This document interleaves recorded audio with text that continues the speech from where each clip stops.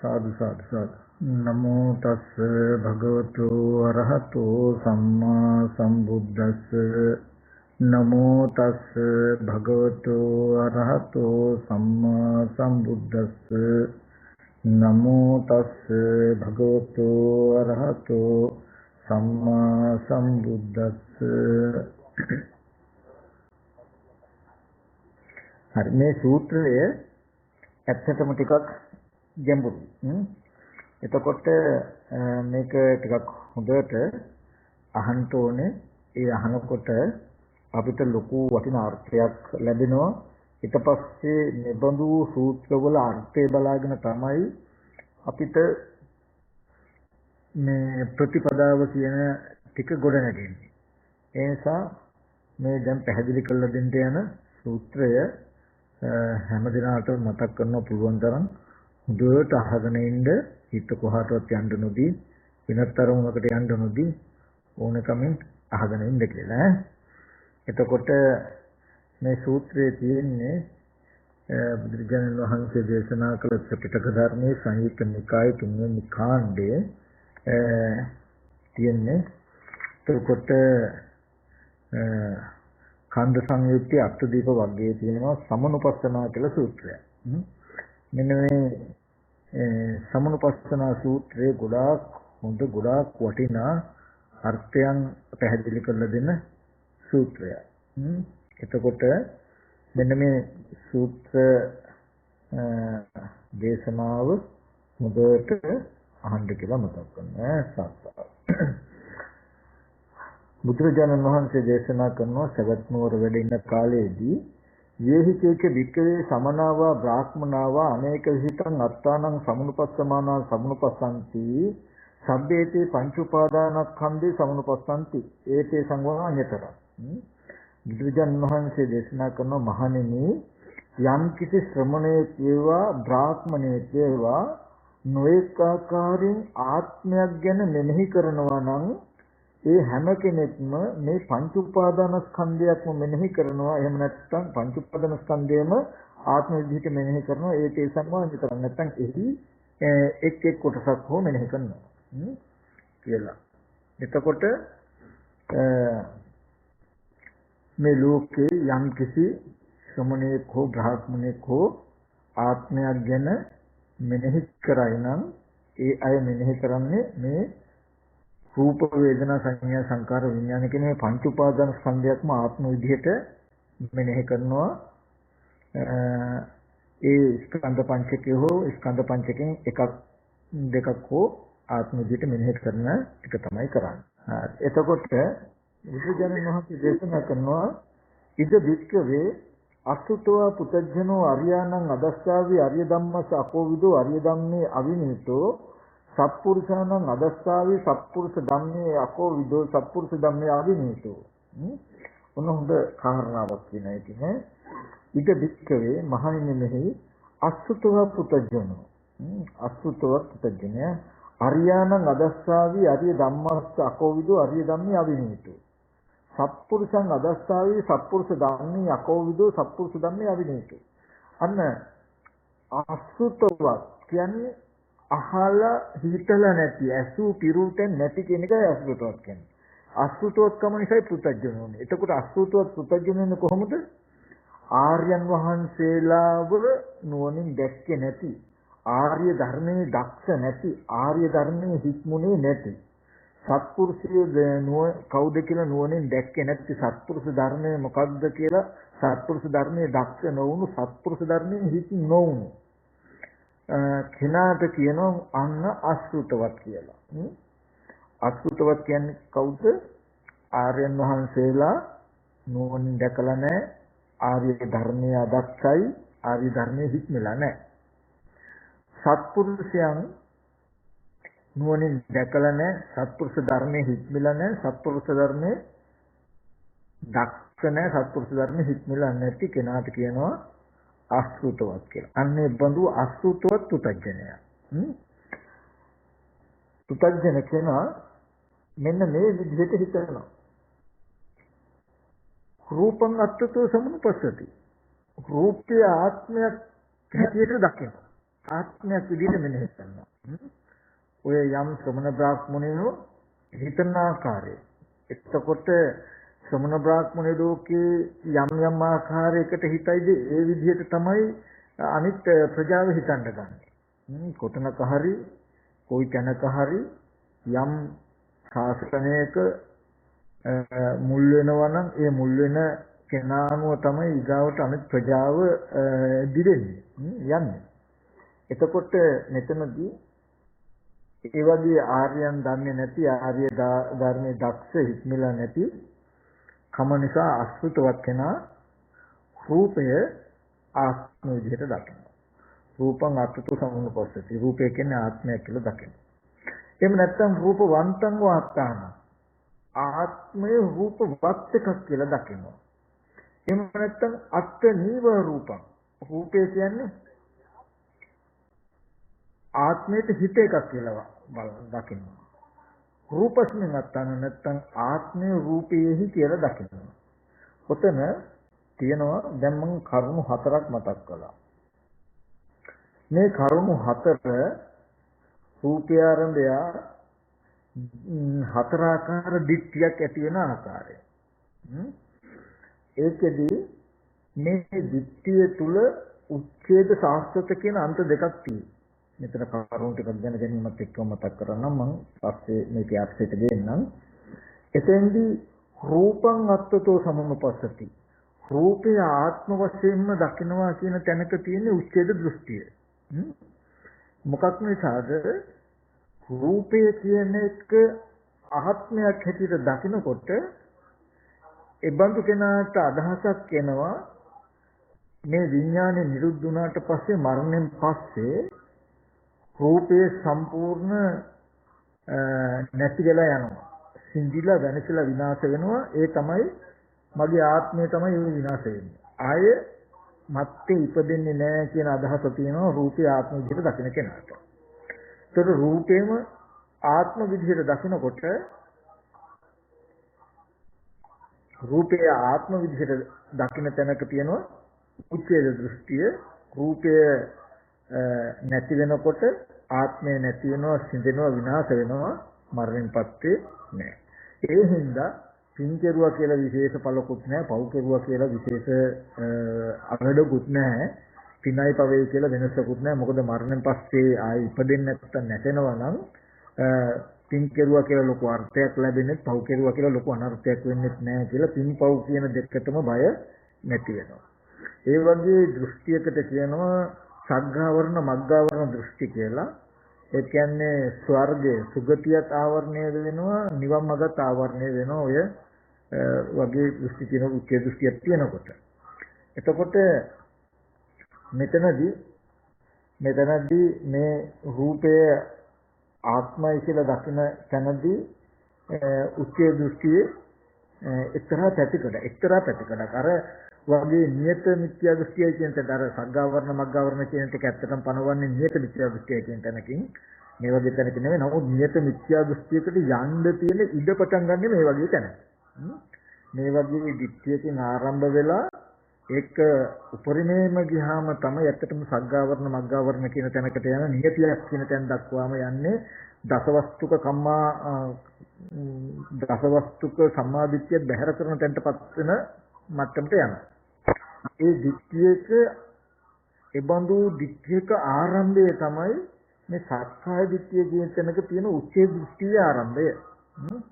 ඒ නිසා මේ දිට්ඨියේ තියෙන මුල් අවස්ථාව සග්ගාවරණ මග්ගාවරණ වෙනවා කියන තැනකටපත් වෙන්නේ නැහැ. නමුත් මෙතනින් පටන් ගන්න මේ දිට්ඨිය තමයි වර්ධනය වෙලා දසවස්තුක කම්මස්සගත සම්මාදිට්ඨිය පවා පිළිගන්නේ නැති තැන දක්වාම ඒ මිත්‍යා දෘෂ්ටිය වර්ධනය වෙලා කුසල කර්මත් කරන නැති තත්ත්වයටපත් වෙලා ස්වර්ගය මාර්ගය දෙකම ආවරණය කරන තැන දක්වා පරිවර්තනය වෙන්නේ වැඩිමකටපත් වෙන්නේ.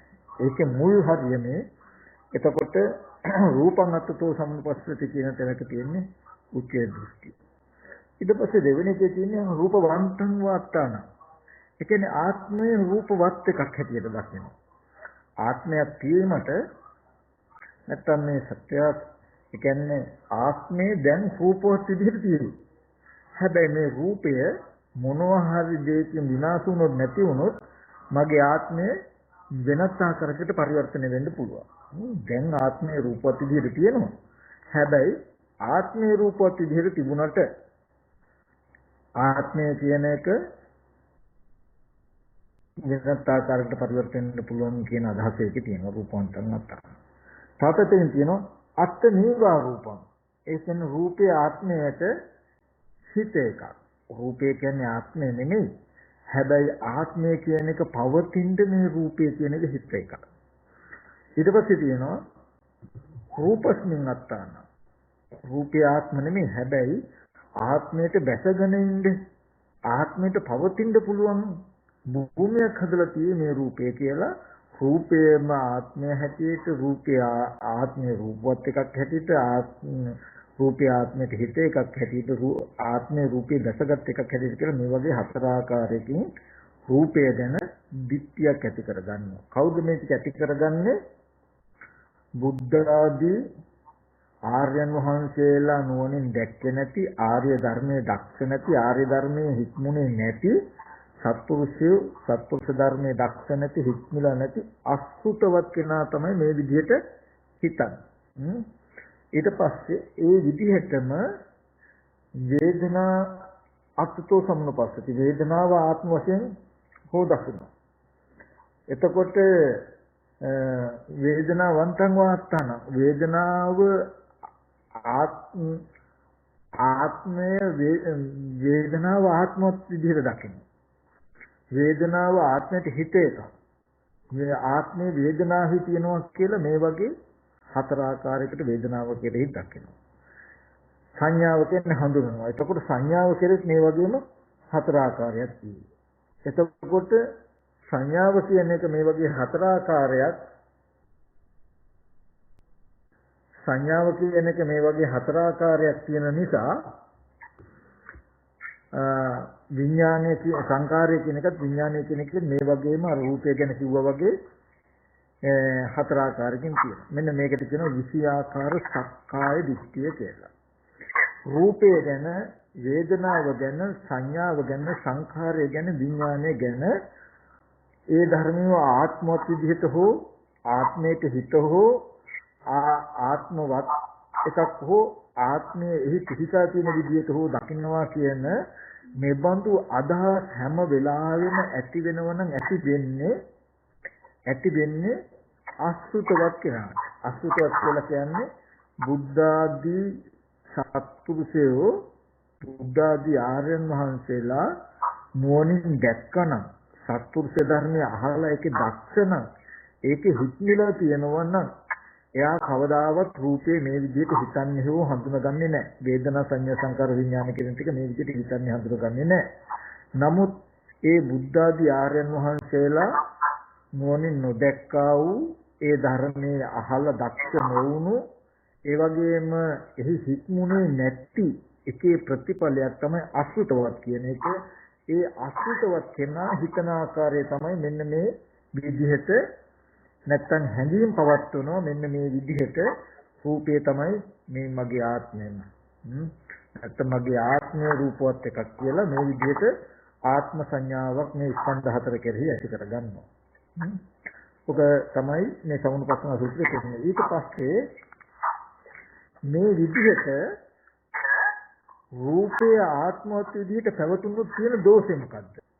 මේ විදිහට ඔන්න පෙන්නනවා ඉති අයංච සමුපස්සන අස්මිති චස්ස අවිගතං හෝති. මේ විදිහට මෙනෙහි කරන කෙනාට අස්මිති චස්ස අවිගතං හෝති. ඔහුට අස්මිති කියලා කියන්නේ මම වෙමි කියන හැඟීම. අස්මිමානය කියලා කියන්නේ මම වෙමි කියන හැඟීම දුරු වෙන්නේ නැහැ. මම වෙමි කියන හැඟීම දුරු වෙන්නේ නැත්තේ කාටද? රූපේ ආත්ම විදිහට හෝ රූපය ආත්මවත් විදිහට හෝ රූපය ආත්මයේ හිත විදිහට හෝ රූපේ කෙරෙහි ආත්මය තියනවා කියන හැඟීම ඇති කලෙහි මම වෙමි කියන අස්මිමානිය උපදිනවා. වේදනා සංඥා සංඛාර විඥාන කියන ධර්මතා හතරක් ඒවා ආත්ම විදියට හෝ ආත්මවත් විදියට හෝ ආත්මයට හිත විදියට හෝ ඒ තුල ආත්මය තියෙනවා කියන හැඟීමක් කෙනෙකුට තිබුණොත් ඒ තියෙන එකේ දෝෂය තමයි මොකක්ද මම වෙන්නේ කියන හැඟීම ඇති වෙන එක. ඊට පස්සේ අස්මිතිකෝපන වික්කවේ අවිගතේ පංචන්නං ඉන්ද්‍රියාණං අවක්ඛන්ති හෝති. මේ අස්මිති කෝපන වික්කවේ අවිගතේ මහණෙනි ඒ මම වෙන්නේ කියන හැඟීම දුරු නොවුණු කල්හි මම වෙන්නේ කියන හැඟීම දුරු නොවුණු කල්හි පංචන්නං ඉන්ද්‍රියාණං අවක්ඛන්ති හෝති. මේ පංචේන්ද්‍රයන්ට දැස ගන්නවා. ඒ මම වෙමි කියන අස්මිමාන සහගත මනෝ විඥාණය මේ රූපෙට බැස ගන්නවා. පංචේන්ද්‍රයන්න් අවක්ඛන්ති හෝති. මොකද්ද? චක්කු ඉන්ද්‍රියස්ස, සෝත ඉන්ද්‍රියස්ස, ගහන ඉන්ද්‍රියස්ස, ජීවා ඉන්ද්‍රියස්ස, කාය චක්කු සෝත ගහන ජීවා කාය කියන මෙන්න මේ ඉන්ද්‍රියන්ට බැස ගන්නවා. මම වෙමි කියන හැඟීම බැස ගන්නවා. අත්ති භික්ඛවේ මනෝ අත්ති ධම්මා. අන්න මම වෙමි කියන හැඟීම් සහගත මාන සහගත ඥානේ මේ පංචේන්ද්‍රයන්ට දැස ගන්නවා කියලා කියන්නේ මේ කයට දැසගත්තාම එයාට අත්ති මනෝ අත්ති ධම්මා. එයාට මනසක්තියේ ධර්මාරම්මනතිය නැති වෙන්නේ. ඒකෙන් මතක් කළේ හොඳට නුවණින් බලන්න හොඳ කාරණාවක් ඔබට මෙතෙන්දී මම කියලා දෙනවා. ඔයගොල්ලෝ මෙහෙම ඉන්නකොට ඇහැ කන දිව නාසය ශරීරය තියෙනවා කියලා තේරෙනව නේද? දැනෙනව නේද? ඒ තේරෙනවා දැනෙනවා කියන තැනක තියෙන්නේ මන ආයතනයයි ධම්මා ආයතනයයි දෙක. ඔයගොල්ලන්ට ඇහැ කන දිව නාසය ශරීරය තියෙනවා කියලා දැනෙන හිතට තමයි අත්ති මනෝ කියලා කිව්වේ. ඒ මනසට හසු වෙලා තියෙන ධර්මාරම්මණය තමයි ඇහැ කන දිව නාසය ශරීරය කියන මේවා ඇතිකම. හිතට මේවා ඇතිකම දැනෙනකොට අපේ හිතට මේ ආයතන ටික ඇතිකම දැනෙනව නේද කියලා මේ මන ආයතනයයි ධම්මා ආයතනයයි පැවැත්ම නේද කියලා අපිට හසු වෙන්නේ. අපි ඇහැ තියෙනවා කියන තැනකින් කටයුතු කරනවා. කන නාසය දිව තියෙනවා කියන තැනකින් කටයුතු කරනවා. මොකද රූපය කියන එක අචේතනික අවිඥානික මලබිනියක් බඳුනන් යථාර්ථය. විඥානේ දුරු වෙච්ච විඥානේ නැති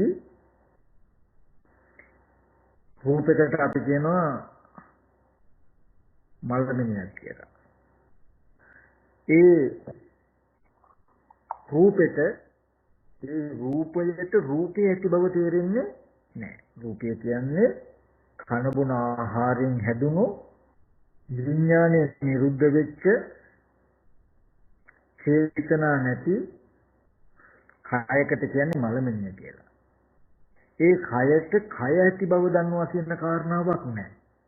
යම් වෙලාවක ඒ කය ඇති බව දැනෙනවා නම් දැනෙන්නේ හිතට. දැනෙනවා කියන එක දැනගන්නවා කියන එක හිතේ කෘත්‍යයක්. එතකොට ඒ හිතට අරමුණ වෙලා තියෙන කය.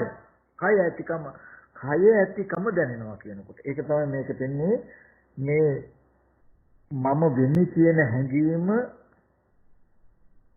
මේ පංචේන්ද්‍රයන්ට බැසගත්තට පස්සේ අත්ති මනෝ අත්ති ධම්මා කියලා කියන්නේ දැන් ඇහැ කන දිව නාසය ශරීරය කියන මේ ටික ඉඳගෙන හිටගෙන නිදාගෙන ඇවිදින හතර ඉරියව්වෙදිම එකම විදිහට තියනවා වගේ ඔබට දැනේ. ඒ දැනෙනකම මේ ඇහැ තියෙනවා කන නාසය දිව ශරීරය තියෙනවා කියලා දැනෙනවා කියන කම මනෝ නැත්තම් සිත. ඒ දැනෙන කම දැනෙන්නේ සිතට. සිතට දැනෙන්නේ මොකද්ද? ධර්මාරම්මණය මොකද්ද? ඇහැ ඇතිකම, කන නාසය දිව ශරීරය ඇතිකම. ඔන්න ඔය විදිහට ආයතන ටික ඇතිමකම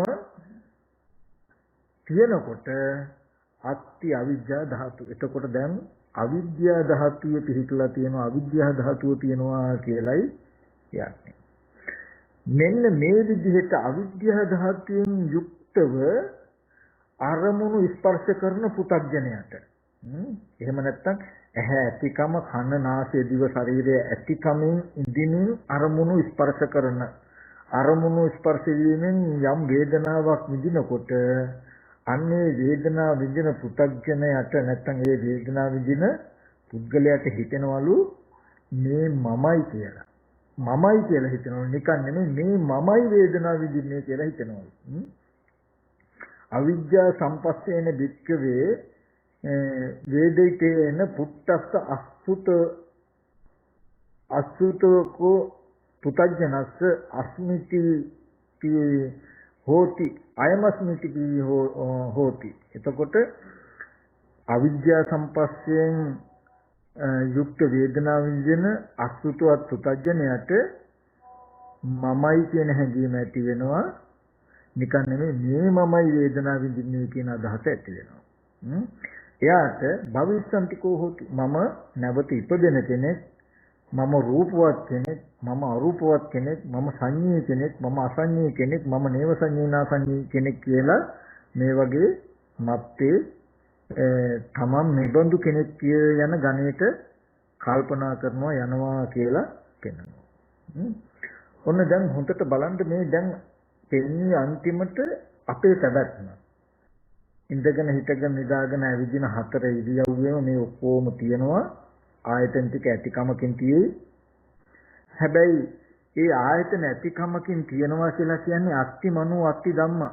මේ මනසට ධර්මාරම්මණයෙන් හසු වෙලා නැත්නම් ඇහැ ඇතිකම කන නාසය දිව ශරීරය ඇතිකමෙන් පවතින සිත නේද මේ තියෙන සිතට මේව ඇතිකම හසු වෙලා නේද කියලා අපි කවුරුත් හැබැයි දන්නේ නැහැ. මොකද ආරම්භයේම අසුතවත්කම්.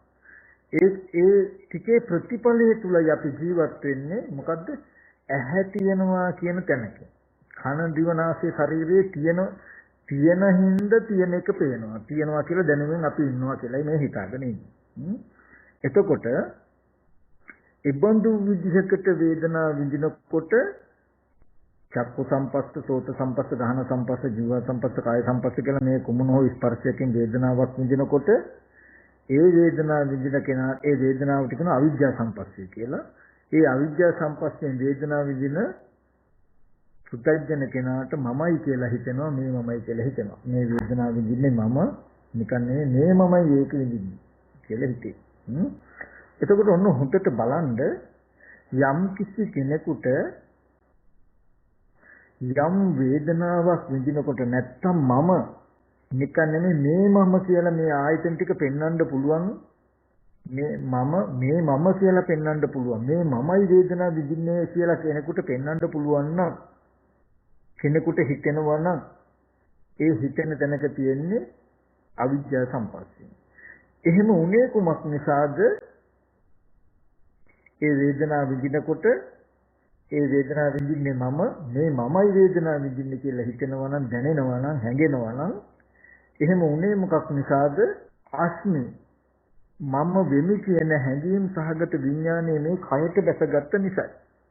මම වෙමි කියන හැඟීම් සහගත චිත්තය මේ රූපෙට බැසගත්තේ කුමක් නිසාද? මම වෙමි කියන හැඟීම තිබුණු නිසායි. මම වෙමි කියන හැඟීම තිබුණේ මොකක් නිසාද? මම වෙමි කියන හැඟීම දුරු නොවුණු නිසායි. මම වෙමි කියන හැඟීම දුරු නොවුනේ කුමක් නිසාද?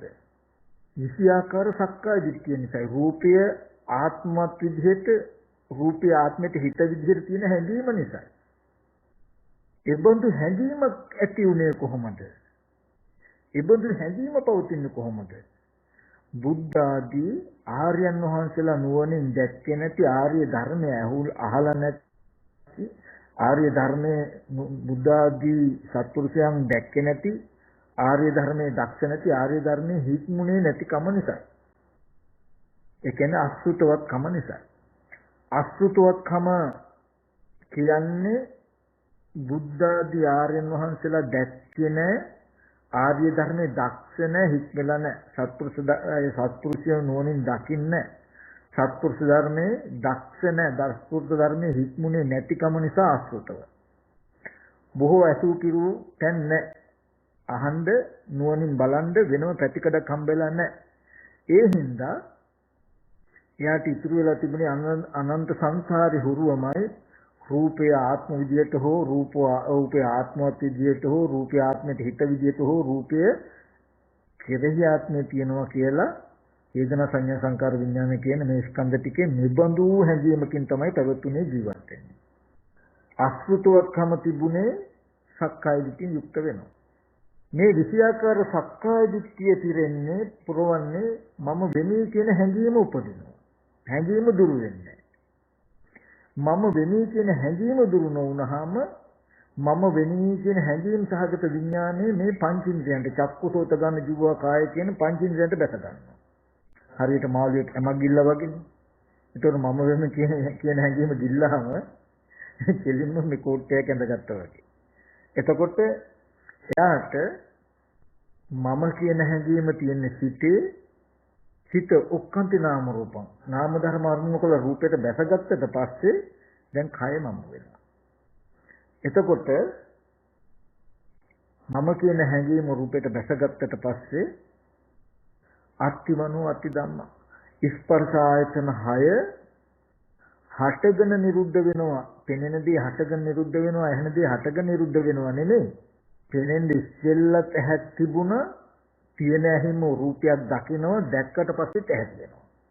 අහන්නේ ඉස්සෙල්ලත් කන තිබුණා. තියෙන කනින් ශබ්දයක් ඇහුවා. ඇහුවෙන් පස්සෙත් කන තියෙනවා. රූපයක් හටගෙන නැති වෙනවා. ශබ්දයක් හටගෙන නැති වෙන්න පුළුවන්. හැබැයි ඇහැ කන දිවනාසය ශරීරය කියන මේ ටික නම් එහෙම හටගෙන ඉපදිලා පැවතිලා නැති වෙනවා කියන සිද්ධියක් වෙන්නේ මේ ටික ස්ථීරවම තියෙනවා. කියන හැඟීමක් තමයි දැනෙන්නේ. ඒ බඳු තැනකින් තමයි ජීවත් වෙන්නේ. ඒ ටික ස්ථීරවම තියනවා වගේ දැනෙනවා කියන ක්‍රම ඇති වෙලා තියෙන්නේ මනසට නේද? දැනෙන්නේ මනසට නේද කියලා කවදාවත් අපිට හිතිලත් නැහැ, අපි හිතන්නේත් නැහැ. ඒ දැනෙනකම මනසයි දැනුණු ඇහැ කන දිවනාසය ශරීරය කියන ටික මනසට ආරම්මණය නේද, ධර්මාරම්මණය නේද කියලා අපි දන්නේත් නැහැ. අපි ඒ මනස ධර්මාරම්මනවත් දෙකේ හටගත්තු කෘත්‍ය තුල ජීවත් වෙනවා. ඒ කියන්නේ ඇහැ කන දිවනාසය ශරීරය තියෙනවා කියන තැනකින් ඊගාවට උපද්දවනවා. මෙන්න මේ විදිහට මනස ධර්මාරම්මණය ඇති කලෙහි එයාට අවිද්‍යා ධාතුව තියෙනවා කියලා කියන්නේ. දැන් හටගෙන නැති වෙනවා කියලා හෝ ආයතනයන්ගේ අනිත්‍යතාවයක් පෙනෙන්නේ නැහැ. ආයතනයන් දුක් බවක් අනාත්ම බවක් පේන්නේ නැහැ. කෙලින්ම ඇහැ මගේ වෙච්ච තැනකින්මයි තියෙන්නේ. කන දිවනාසය ශරීරය මගේ වෙච්ච තැනකින්මයි තියෙන්නේ. එතකොට කියනවා අවිද්‍යා ධාතු කියලා. ඔන්න ඔය අවිද්‍යා සම්පස්යෙන් යුක්තව අවිද්‍යා සම්පස්යෙන් අරමුණු ස්පර්ශ කරන පුතග්ජනයට මේ වගේ අවිද්‍යා සම්පස්යෙන් යුක්ත අවිද්‍යා ධාතුවේ ඉන්න කෙනාට ඇති වෙන ස්පර්ශයට කියන අවිද්‍යා සම්පස්සය කියලා. අවිද්‍යා සම්පස්යෙන් යුක්ත පුතග්ජනයට හිතෙනවා මම කියලා. නිකන් මේ මම කියලා හිතෙනවා. ඔන්න බලන්න දැන් එකින් එකට දැන් මේ මමයි සැප දුක් විඳින්නේ මම මේ ඉන්නේ මේ මමයි සැප දුක් විඳින්නේ කියන තැනක අපි ඉන්නවා නම් ඒ දුක හැදෙන හැටි තව එක ආකාරයකට පෙන්වන්නේ මේ මම වෙමි මේ මමයි දුක් විඳින්නේ කියලා හම්බ වෙන තැන තමයි අපි ඉස්සර කතා කරගෙන ගියේ ගිහිල්ලා අසුතවත් පුතජන දින තැනකට යනකම් යනවා ඊට පස්සේ ඔකේ අනිත් පැත්ත ලෙහඬ වෙන්නේ අනිත් පැත්ත. අනිත් පැත්තෙන් කියන්නේ දැන් ප්‍රතිඵලය තමයි මේ මම වෙමි මේ මම වෙමි කියන තැනක තමයි ජීවිතය අපේ හැම දිනකම. හැබැයි එතෙන්ට ආවේ ඒ මම නැත්තම් මේ මම වෙමි කියලා හැඟීමක් හිතෙන මේ මම පෙර ජීවිතේ කොහෙන්දන්වත් ආවෝ ඒ මම මරණයෙන් පස්සේ කොහාටවත් යනවාවත් නෙමෙයි ඒ මම හැදුණු හැටි බුදුරජාණන් වහන්සේ පෙන්වන්නේ. ඒ දුක් විඳින මම ඒ දුක් විඳින පුද්ගලයා අවාසනාවන්ත මම අවාසනාවන්ත මගේ ආත්මේ හැදුන හැටි තමයි මේ තථාගතයන් වහන්සේ පෙන්වන්නේ. එතකොට එතනදී බුද්ධ ආදී සත්පුරුෂයන් දන්නා වූ දක්නා වූ සත්පුරුෂ ධර්මයේ දක්ෂ සත්පුරුෂ ධර්මයේ හික්මුණු කමට කියන සුතවත් කියලා. සුතවත් ආර්ය ශ්‍රාවක. සුතවත් ආර්ය ශ්‍රාවක. සුතවත් කියලා කියන්නේ හොඳට අහලා හිතලා තියෙන නිසා. අසු පිටුතෙන් ඇති. හොඳට අහලා හිතලා තියෙන. අහන්න ලැබුණේ බුද්ධ ආදී සත්පුරුෂයන් දකින්න ගිය නිසා. බුද්ධ ආදී ආර්යයන් වහන්සේලා දකින්න ගිය නිසා ආර්ය ධර්මය අහන්න ලැබුණා. ඒ ආර්ය ධර්මයෙන් කියලා දුන්නේ මොකක්ද? යම් රූපයක් තියෙනං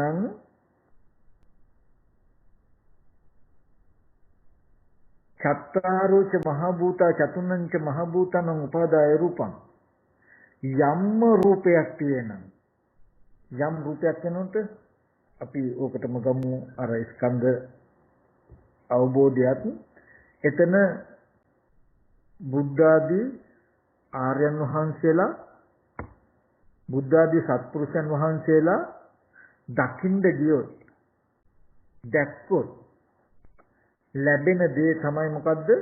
සද්ධර්මයේ දක්ෂ වෙන්න පුළුවන්. ඉස්සෙල්ලාම සද්ධර්මයේ අහන්න ලැබෙනවා. සද්ධර්මයේ අහන්න ලැබෙනවා කියලා කියන්නේ මොකක්ද? මේ ලෝකේ බුද්ධ ආදී ආර්යයන් වහන්සේලා පහළ වුණත් නැතත් හැමදාම ලෝකේ පැවතුණු පවතින ඇත්ත. ඒ බුද්ධ ආදී ආර්යයන් වහන්සේලා උගන්වනවා කියලා දෙනවා රූපය කියලා කියනකොට රූපස්කන්ධය කියන්නේ රූප කියන ගත්තාම රූපස්කන්ධය. ස්කන්ධ කියලා කියන්නේ ගොඩක්. ස්කන්ධ කියන්නේ රාශියක්. ස්කන්ධ කියන්නේ සමූහයක්.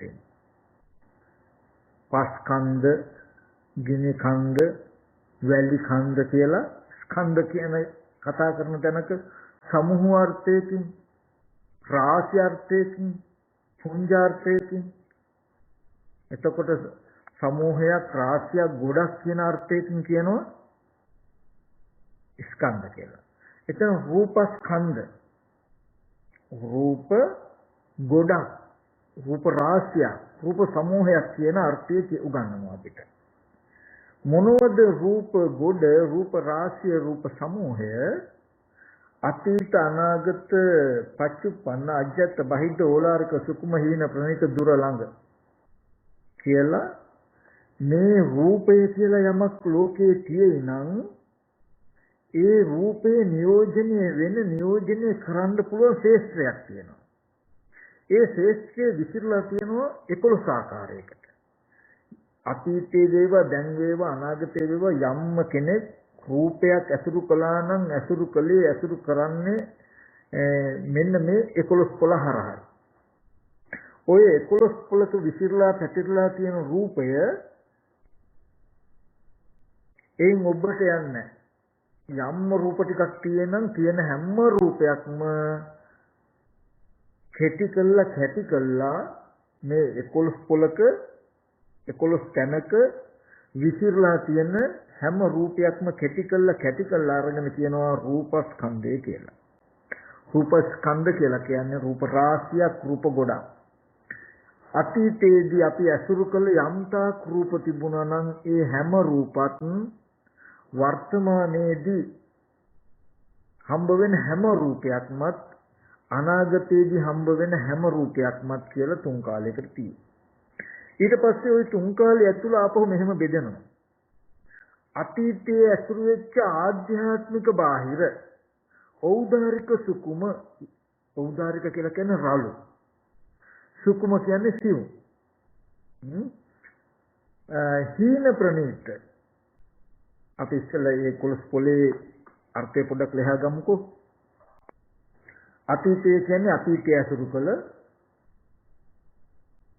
යම්තාක් හටගෙන නිරුද්ධ වුණා වූ ඉතිද නැති වුණා වූ අතීතය අනුව ගියා වූ අතීත අංශයට ගියා වූ සිහි කිරීම පමණක් කළ හැකි රූප තියෙනං ඒ රූප වලට කියනවා අතීත රූප කියලා. තාම නොපෙමිණි පහළ නොවූ නොහටගත්තා වූ අනාගත වූ අනාගත අංශය අනුව ගියා වූ මතුවේ කරන්න හදන රූපයක් ගැන අපි හිතයි නම් ප්‍රාර්ථනා කරයි නම් කතා කරයි නම් එබඳු වූ රූප තාම නූපන්නා වූ නොහටගත්තා වූ රූපයක බලාපොරොත්තුවක් වන රූප තියෙනං එබඳු රූප අනාගත වර්තමානයක දැන් උපන්න හටගත්ත පවතින ඇසුරු කරන රූප තියෙන මේ රූපට කියන පච්චුප්පන්න රූප වර්තමාන. ඖදාරික කියලා කියන්නේ රළු. ඖදාරික කියලා කියන්නේ රළු කියන එක. ඒ කියන්නේ ඇහැ කන දිව නාසය ශරීරය රූප ශබ්ද ගන්ධ රස පොට්ටබ්බ කියලා මේ පංචායතන මේව ගත්තම රළු රූප. ඊගාවට ධම්මායතනේ පරියාපන්න රූපතිය ඉත්ත්‍ින්ද්‍රි රූපේ පුරුෂේන්ද්‍ර රූපේ ජීවිතේන්ද්‍රි රූපේ කාය විඤ්ඤාප්ති රූපේ වාක් විඤ්ඤාප්ති රූප කියලා සියුම් රූප සුකුම රූප ටිකක් තියෙනවා. අපි උපාදාය රූප උපාදායන්ගේ අරවත් උපාදාය තමයි උපාදාය මහබුත නමුත් ඒ උපාදාය රූප වල සුකුම රූපයක් තියෙනවා. ධම්මායතනේ පරියාපන්න සුකුම කියලා කියන්නේ ඒකේ අවබෝධය හරිම දුෂ්කරයි අපහසු ඉතාමත්ම සිව් චේතනා මාත්‍රයෙන් වෙනස් වෙන මට්ටමේ රූප. ඒක ධම්මායතනේ පරියාපන්න රූප කියලා කියන්නේ සිතුවිලි මාත්‍රයෙන් උපදින සිතුවිලි මාත්‍රයෙන් වෙනස් කරන්න පුළුවන් වන විදිහේ දකින්න කිසි වෙලාවක අල්ලන්න බැරි සිව් රූප තියෙනවා. අපි නිකමට දත්තු තීනෙන් පෙනෙන රූප වගේ එතකොට මේ රූප වලට කියන සිව් රූප කියලා. කිතියෙන් ගත්තාම ඉන්ද්‍රිය රූපය පුරුෂේන්ද්‍ර රූපය එතකොට රූප ජීවිතේන්ද්‍රිය කාය විඤ්ඤාප්ති රූපේ වාග් විඤ්ඤාප්ති රූපේ එතකොට අවකාශ ධාතු රූපස ලහුතා මුදිතා කම්මඤ්ඤතා කියලා පෙන්වන සිව් රූප ටිකක් තියෙන. අන්න ඒ ටික දකින්න සිව් රූප කියලා. මෙන්න මේ වගේ සිව් රූප ඖදාරික සිව්. ඒක ඖදාරික සිව් බව ඒ ධර්මතාවයට සාපේක්ෂව අපි කියමු මනුෂ්‍යයන්ගේ මට්ටමේ ආහාරය රළු දෙවියන්ගේ මට්ටමේ ආහාරය සිව් දෙවියන්ගේ මට්ටමේ ආහාරය රළු ඒට බ්‍රහ්මයන්ගේ මට්ටමේ ආහාරය සිව් මේ විදිහට ඒ පැවැත්මට අනුව ආහාරයේ ඖදාරික සුකුම බව දත යුතුයි. ඒ වගේ මේ අරමුණු වලත් ඒ ධර්මතාවයන්ට සාපේක්ෂව ඖදාරික සුකුම බව දත යුතුයි. කන බොන බත්පාන් කවුපි මින්නට වගේ තැනකට සාපේක්ෂව කිරි ටිකක් බටර් ටිකක් වගේ දෙයක් ගත්තොත් සුකුම. ඒකට සාපේක්ෂව සියුම් ආහාර උජාවක් තියෙන සුකුම යන්නේ ඒ වගේ ඖදාරික සුකුම බව ඒ ධර්මතාවයට සාපේක්ෂව දත යුතුයි. එතකොට ඖදාරික සුකුම සීන ප්‍රණීත කියලා කියන්නේ ලෝකයා විසින් පිළිකුල් කරන, බැහැර කරන, නිඳා කරන, අවමන් කරන රූප තියෙනම් ඒ රූප වලට කියනවා හීන රූප කියලා. ප්‍රණීත රූප කියලා කියනවා ලෝකයා විසින් පිළිකුල් නොකරන, අවමන් නොකරන, නිඳා නොකරන, ප්‍රාර්ථනා කරන, සතුටු වෙන, කැමැති වෙන රූප. කියනනම් ඒවට කියනවා ප්‍රණීත රූප කියලා. දුර රූප කියලා කියනවා තමන්ට ආසන්නේ නොව ගොඩාක් ඈතින් පවතින රූප. ළඟ රූප කියලා කියනවා කාය ප්‍රතිබද්ධ රූපයේ ඉඳලා තමන් අපට තියෙන ආසන්න රූප. මේ විදිහට පෙන්වන්නේ මොකටද? යම් කෙනෙකුට රූප කියලා යමක් තියෙන ඇසුරු වෙන්නේ මෙන්න මේ පරාසය තුල. ඔය විදිහට පෙන්නලා මේ 11 පොලක හැම තැනකම තිබුණු රූප තිබුණනම් තිබුණේ තියෙනවනම් තියෙන්නේ චත්තාරෝච මහා භූතා චතුර්ණංච මහා භූතානං උපාදාය රූපං. පඨවි ආපෝ තේජෝ වායෝ කියන සතර මහා ධාතු සහ සතර මහා ධාතු නිසා පවත්නා උපාදාය රූපයි කියලා බුදුරජාණන් වහන්සේ විග්‍රහ වාක්‍යයෙන් රූපය පෙන්වනවා. මේ 11 පොළම ආවරණය වෙන්නේ 11 පොළ හොඳට විස්තර කළා. මේ 11 පොළ කියන තැනකින් ආවරණය වුණාම මේ 11 පොළේදී පොළ 11 තැන විසිරලා තියෙන පැතිරලා තියෙන සියලුම රූප ටික කැටි කළා අරගෙන රූපස්කන්ධයයි කියලා කිව්වා. රූපස්කන්ධය කියලා කියන්නේ රූප ගොඩක්, රූප රාශියක්, රූප සමූහයක්. ඒ කියන්නේ මේ සියලුම තැන් වල තියෙන රූප වල අර්ථය එකතු කළා. ඒ හැම රූප ටිකම එකට එකතු කළා, කැටි කළා මිටියකට බැඳලා රූපේ කියන එකට අර්ථයක් දෙන ඔය ඔක්කොම රූප සතර මහා ධාතු හා උපාදාය රූපයි කියලා. ඔන්න දැන් මේකෙන් කියන්නේ අපි හිතාගෙන හිටියේ මිනිස්යන්ගේ රූප තියෙනවා, දෙවියන්ගේ රූප තියෙනවා, බ්‍රහ්මයන්ගේ රූපේ තියෙනවා, නිසත්තුන්ගේ රූප තියෙනවා, දෙමව්පියන්ගේ රූප, සහෝදරයන්ගේ රූප, නැත්නම් යාළු මිත්‍රයන්ගේ රූප, තිරසංගත සත්තුන්ගේ රූප කියලා මේ වගේ අපි අතීත අනාගත දෙකේ අපි අසුරු කරන්නේ රූපවල පුද්ගල සංඥාවේ ආත්ම සංඥාවේ. නමුත් බුදුරජාණන් වහන්සේ මේ යථාභූත ස්වභාවයේ ස්කන්ධ අර්ථය, රාශි අර්ථය, සමූහ අර්ථය අර්ථ ගන්වලා ඒ ස්කන්ධ ඒ තැන් වල තියෙන ඔක්කොම ටික කැටි කළා පෙන්නනවා. චත්තාරෝච මහ භූතා චතුර්ණංච මහ භූතං උපාදාය. සතර මහා ධාතුයි සහ උපාදාය රූපයි කියලා. ඊට පස්සේ දැන් මේ කාටද මේ ටික ලැබෙන්නේ? බුද්ධ ආදී ආර්යයන් වහන්සේලා දකින්න ගිය සත්පුරුෂයන් දකින්න ගිය කෙනාට දැන් ওই විදිහට දැන් අහන්න ලැබෙනවා. ඉස්සෙල්ලා අසෘතවත්. එයා ගියා ආර්යයන් දකින්න, සත්පුරුෂය දකින්න ගියා. දකින්න කියන ඇසුරට ගියා. හම්බ වෙන්න ගියා, සම්බන්ධ වෙන්න ගියා. පෛරුපාසනය කරන්න ගියා. ගියාම සද්ධර්මය අහන්න ලැබෙනවා කියලා කියන්නේ රූපේ කියන එක ඔන්න ඔය විදිහටයි කියලා රූපය කියන එක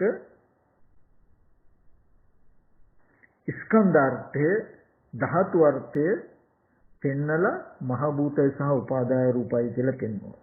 පෙන්නලා මහ භූත කියන්නේ ඇයි? තව ටිකක් ඒක විග්‍රහ කරලා දෙනවා. මොකද යම් තාක් ප්‍රශ්න, යම් තාක් ගැටලු, යම් තාක් අනවබෝධය තියෙද ඒ තාක් ඒ ටික දුර වෙන තාක්. යම් තාක් නොදන්නාකම, නොදක්නාකම තියෙන ඒ තාක් දුර වෙලා දන්නා දක්නාකම ඇති වෙන තාක්. යම් තාක් අසෘතවත්කම තියෙන ඒක ටික දුර වෙලා සෘතවත්කම ඇති වෙන තාක්. තමන්ව දක්ෂයෙක් කරනවා. ඒක තමයි සත්පුරුෂ ධර්මයේ, සත්පුරුෂයන් දැකීමේ, ආර්යයන් දැකීමේ තියෙන වටිනාකම. ඊගාවට අර 11 කුලක ඇති තියෙන රූප සතර මහා ධාතු සහ උපාදාය රූපයි කියලා ප්‍රධාන මාතෘකාව වශයෙන් රූපය හඳුන්වලා දුන්නා. ඊට පස්සේ නිर्देश වශයෙන් විස්තර කරනවා සතර මහා ධාතු කියලා කියන්නේ මොකක්ද? පඨවි ධාතු, ආපෝ ධාතු, තේජෝ ධාතු, වායෝ ධාතු. මේ සතර මහා ධාතුයි.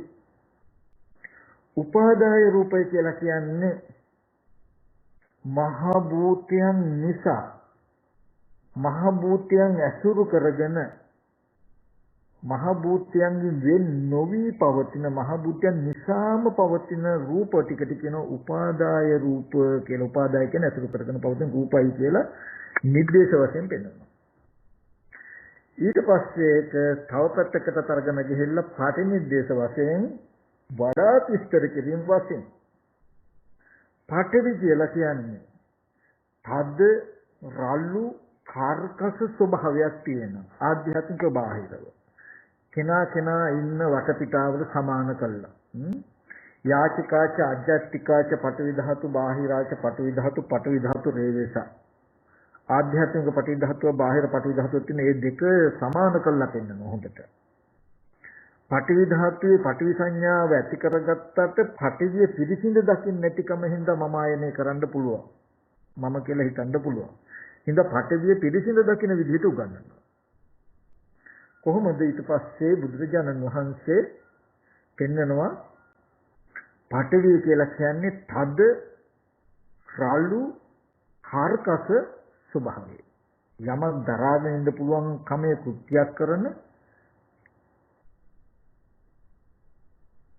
තද රළු කාර්කස ස්වභාවයට පඨවි කියලා කියනවා. ස්වභාවය. ඔකට අපි පඨවි කියනකොට සමහර විටක පාලි භාෂාවක භාෂාවෙන් පෙන්වන මේ ධර්මයේ අර්ථය අපිට ඒ විදිහට ඇඟට දැනෙන්නේ නැති වෙන්න පුළුවන්. නමුත් මේ අර්ථයට 100%ක්ම සමාන කරන්න බැරි වුණාට අපේ භාෂාවෙන් කතා කළොත් අපි පොළොව කියලා කිව්වොත් පස් කියලා කිව්වොත් ඇත්තටම පස් කියන අර්ථයට වඩා පඨවි කියලා කියන තවත් ඒ අර්ථයම ගොඩාක් ගැඹුරට අරගෙන ගිය යථාර්ථයක්. නමුත් අපි ගත්තොත් පස්දිය දිනිසුලන් කියන තැනක ඒ වගේ මේ අපිට නිකන් පස්දිය දිනිසුලන් කියන තැන ගත්තාම කිසි වෙලාවක සත්‍ය පුජ්‍යලෙක් කියලා හිතෙන්නේ නැහැ. ඒ වගේම ආත්මයක් කියලා හිතෙන්නේ නැහැ. ඒ වගේම ආත්මයේ හිත කෙනෙක් හිත දෙයක් කියලා හිතෙන්නේ නැහැ. ආත්ම වද්දයක් කියලා හිතෙන්නේ නැහැ. ආත්මයේ එහි ඇතුලේ තියෙනවා කියලා හිතෙන්නේ නැහැ අපිට පස් ටිකක් ගත්තොත්. ජලය කියලා අපි ගත්තොත්, ගින්න කියලා ගත්තොත්, වාතය කියලා ගත්තොත් අපිට කිසි වෙලාවක ඒක ආත්මයක් හෝ ආත්මයේ හිත දෙයක් නෙමෙයි ඒක ස්වභාව ධමයක් කියන එකම හිතනවා මිසක අපිට බලෙන්වත් හිතට පොවන්නවත් බෑ. ඒ වගේ අපිට ඔහොම දැනෙන අර්ථයෙන්මයි පාලියෙන් පටිවි කියනකොට තියෙන අවබෝධය දැනෙන අවබෝධය. එතකොට අතීත අනාගත වර්තමාන කියන 11 පොළේම තිබුණේ සතර මහා ධාතුවේ කියන පඨවි ආපෝ තේජෝ වායෝ කියනකොට පස් දිව්‍ය දිනි සුලං කියන හතරයි ඒ හතරහා හතර නිසාම පවතින ලක්ෂණ ටික ලක්ෂණවත්තු ඒ බඳු මහ භූතයන්ගේම ලක්ෂණ ගති ටිකක කුයි තිබුණේ කියලා කිව්වා වගේ නිකන්. මම ඒ ටික මතක් කළේ අපිට පඨවි ආපෝ තේජෝ වායෝ කියනකොට සමහර විටක හිතට අර්ථය හැඟෙන්නේ නැත්තම් නගා ගන්නට බැයි නම් නගා ගන්නට අපහසුයි නම් ඒ වගේ වෙලාවකදී අපි සිංහලෙන් ඒ වචනය සමාන කළා. සමර්ථනය කළොත් පස්දිය දින සුලං හතරයි කියලා කිව්වා වගේ. පස්දිය දින සුලං කියන හතර කිව්වොත් කිසි වෙලාවක අපිට හිතෙන්නේ නැහැ ඒක ආත්මවත් විදිහට හෝ ආත්මයට හිත විදිහට හෝ ආත්මවත් එකක් හෝ එහි ආත්මයක් තියෙනවා කියලා ඒක ස්වභාව ධර්මයක්මයි කියලා හිතනවා වගේ මේ 11 පොලක තිබුණු රූපයම පස්දිය දින සුලං හතරයි කියලා පෙන්වුවා වගේ අර්ථයකින් තමයි පෙන්වුවා වගේ නෙමෙයි ඒ බඳුම අර්ථයක් තමයි අපිට සිංහලෙන් ওই විදිහට හැංගෙනකොට පාලියේ බුදුරජාණන් වහන්සේ පාලියෙන් දේශනා කරනකොට ඉස්සර ඒ කාලේ ආයත ওই විදිහටයි ගන්නේ. පඨවි කියන එකේ අර්ථය තව පස් කියලා අපි කතා කරන දෙයිනුත් ඔබට විහිදිලා ගිය ලොකු අර්ථයක් ගෙනත් දෙනවා. අපි පස් කියන තැනක වචනේ බොහොම ගන්න අර්ථය දල වැඩි, රළු වැඩි. ඒකත් එක්ක ඇතුළත් ඒනුත් ඔබට ගිය තද කාර්කස රළු ලක්ෂණය දක්වාම අරගෙන යනවා. අපිට පඨවි කිව්වහම නිකන් පස් පිටක් කළුගල් කැටයක් මතක් වෙන එක නෙවෙන්නේ. ඇත්තටම ඒක තමයි. නමුත් ඒක නෙමෙයි ඕනම තැනක තද ස්වභාවය කියන තැන දක්වාම අරගෙන යනවා මේ පඨවි කියන එක. ඔන්න ওই විදිහට පඨවි කියන එක පෙන්නලා ආපෝව කියලා කියන්නේ ගලන වැగిරෙන බැඳෙන ස්වභාවයයි කියලා පෙන්වනවා. තේජව කියලා කියන්නේ දවන, තවන, දිරවන, පැසවන ස්වභාවයයි කියලා පෙන්වනවා. වායුව කියලා කියන්නේ හමන, පිඹෙන, හැකිලෙන ස්වභාවයයි කියලා මේ ධාතු හතරත් හොඳට පෙන්වනවා. පෙන්නලා මේ ධාතු හතර ඇසුරු කරගෙන පවතින රූප උපාදාය රූප කියලා කියන්නේ උපාදාය කියලා කියන්නේ ඇසුරු කරගෙන පවතින නිසා පවතිනවා. උගර මම උලන් විස්තර කියලා තියෙන උගන්ලා තියෙනවා අපි දික්තියක චිත්‍රයක් ඇඳෝ චිත්‍රය කියලා කියන්නේ උපාදාය රූපයක්. උපාදාය කියලා කියන්නේ ඇසුරු කරගෙන පවතිනවා. දික්තිය ඇසුරු කරගෙන පවතිනවා. එතකොට චිත්‍රයට කිසි වෙලාවක දික්තිය නැතුව ඉන්න බෑ. හැබැයි දික්තියට පුළුවන් චිත්‍රය නැතුව ඉන්න. ඒ වගේ මේ උපාදාය රූපේ කියන එකට කිසි වෙලාවක මහ භූත ටික නැතුව ඉන්න බෑ. මහ භූතයන්ගේම උපාදාය රූප. ඒ කියන්නේ මේ දික්තියම චිත්‍රය. චිත්‍රය ඇඳපු කෙනාටවත් අයිති වෙන්නේ නැහැ. චිත්‍රය යන ගණයට යනවා. දික්තිය ඇසුරු කරගෙන පවතිනවා. මොකද දික්තිය නැත්තම් චිත්‍රය තියෙන්නේ. චිත්‍රයක උපදින්න හා පවතින්න උදව් වෙලා තියෙනවා චිත්‍රය. ඒ නිසා දික්තිය ඇඳි චිත්‍රයක් වගේ. දික්තිය ඇසුරු කරගෙන පවතිනවා. හැබැයි චිත්‍ර කියන්නේ දික්තිය නෙමෙයි. දික්තිය කියන්නේ චිත්‍ර නෙවෙයි. දෙකක් වුණාට වෙන්ව පවතින්නේ නැහැ. වෙන්ව පවතින්නේ නැහැ කියන්නේ චිත්‍රයට පවතින්න බෑ. දික්තිය නැතුව වගේ උපාදාය රූප කියලා කියනකොට ඇහැට පෙනෙන රූප, කනට ඇහෙන ශබ්ද, නාසයට දැනෙන ගන්ධ, ඒ වගේම දිවට දැනෙන රස, ඒ වගේම බාහිර පොට්ටබ්බ කියන ටික. මෙන්න මේවා සමාවෙත් පොට්ටබ්බනේ කය. කය කියන ටික පොට්ටබ්බේ අතහැරලා කය කියන ටික. මෙන්න මේ ටික මේ රූප නමයම උපාදාය ඖදාරිකයි. උපාදාය රූප රළු. උපාදායයි හැබැයි ඖදාරිකයි. ඊට පස්සේ හොඳට පෙන්නනවා අපි නිකමට කිව්වොත් ඔන්න දැන් ඒ ටික පෙන්නවා මහ භූතයන්ගේම උපාදාය කිව්වහම ඒ රූප වල අයිතිය තියෙන මහ භූත ටිකට. මම ඔයගලන්ට පෙන්න තව කාරණාවක් මතක් කළොත් ලොකු ජල තටාකයකට ළඟ තියෙන ගහක ඡායාවක් වැටලා තිබුණා. අපි කියමු බේසමක් ගන්න අපි.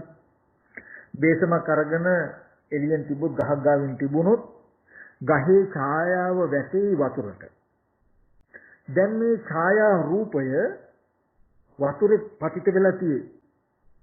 වතුර උපාදාය කරගෙන ඡායාව පවතිනවා. දැන් ඇහැට පේනවා. ඇහැට පෙනෙන රූපේ උපාදාය රූපයක්. ඇහැට දැන් වර්ණ සතහන නැත්තම් මේ ඡායාව පෙනෙනවා. හැබැයි කිසි වෙලාවක